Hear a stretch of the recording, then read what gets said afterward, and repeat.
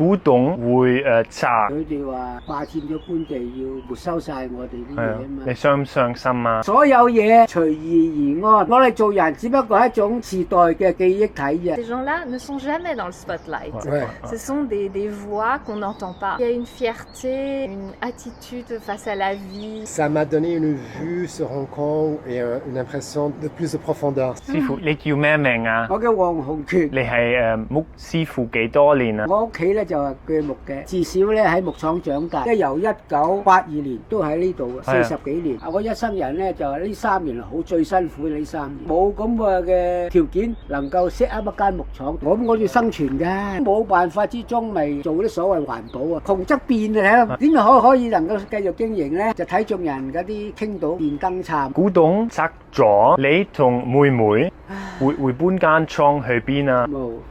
我哋冇錢，所有人都覺得冇乜前途個行業，冇錢就乜都做唔到啦，要買地。我哋以前做木廠要買大片土地，喺賠償個金額最多只可以重新買過一笪咁上下地，都要自己出錢起上蓋。我一個人或者我妹幫手都冇用啊，冇咁多能力，咪只有希望有心嘅人士嚟支持下。我哋咧就係嘅工作收入水準同國內嘅生活水準咧差唔多㗎咋，差唔多成10倍工資。呢個行業冇競爭力嘅，好辛苦啊，辛苦晒你哋啊！80幾歲嘅手㗎，80幾歲係啊，但係我唔係80幾歲啊。